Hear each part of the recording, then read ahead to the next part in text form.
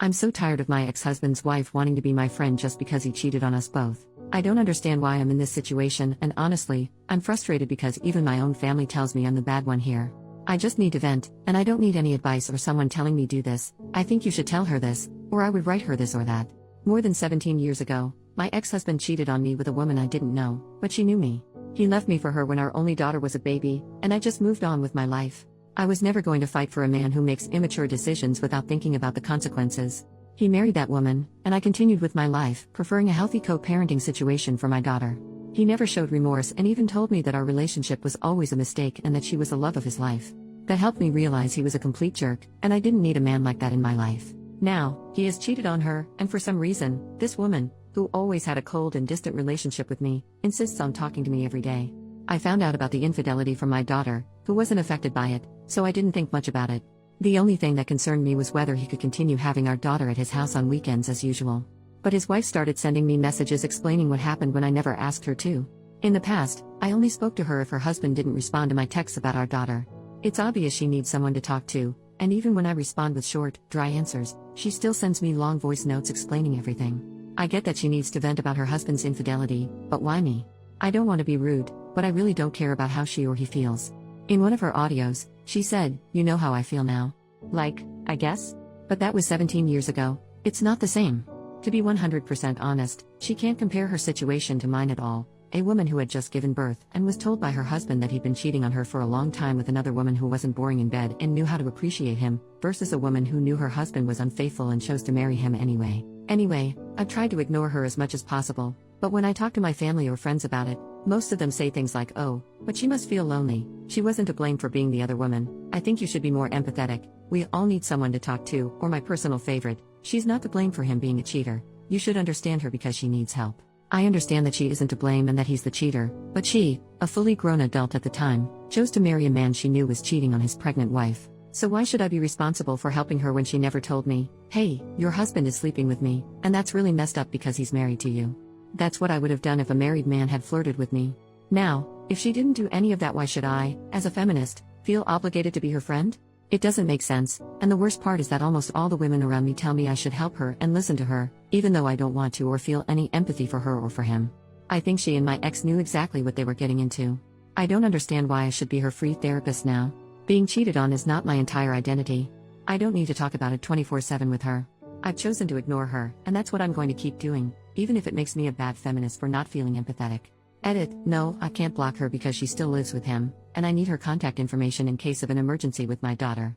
And honestly, it's strange how many people are commenting or even sending private messages telling me what I should say to her or writing what they think I should feel. I'm sorry, but there's no way I'm going to use a stranger's message, who doesn't know me or the whole situation, to communicate with someone. I feel like a lot of people in the comments are projecting their own experiences. Update, 13 days later. Hi, it's been a while since I posted, and I just wanted to give a little update for those who were worried. First of all, my mother was in a long-term relationship as the other woman during my teenage years and into adulthood. Their relationship lasted many years until he passed away, and I don't think his wife ever found out about the affair. That's why my mom manipulates me into not judging my ex's wife, saying no one chooses who they fall in love with. My mother has always seen herself in that woman, which is why she said that my ex-husband, his lover, now wife, were soulmates and that I shouldn't interfere. I was very young at the time, and my mother was the only one I could rely on for support. Well, narcissists always latch onto vulnerable people. Nowadays, I don't have much contact with her, but my daughter spends time with my family. As for my friends, I'm a feminist activist, and opinions about the other woman are mixed, especially among my more liberal friends. Often, judging the other woman is seen as misogynistic, with people saying they're single. It's the man who's at fault, and we need to show solidarity with other women. So, I expected that reaction from most of them. I agree with this in most cases, but not this one. I can feel empathy when the woman didn't know or was being groomed as a minor, but in this case, I don't feel any pity because she knew exactly what she was doing. Women can also be mean and cruel. Women can also choose to be the villains in a story without being manipulated because we are not weak, and my ex's wife is that kind of woman. No one forced her into anything. Sorry if that explanation was unnecessary, but there were people who didn't understand my family's and friends' behavior, and it feels good to vent. I ended up speaking with my ex's wife because, a few days ago, I had an incredibly stressful day, and the last thing I needed was to see her messages on WhatsApp. I exploded.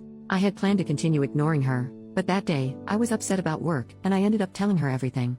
I sent her a voice note explaining that I am not interested in her life or her suffering. I told her that we are not friends, and I don't want to be.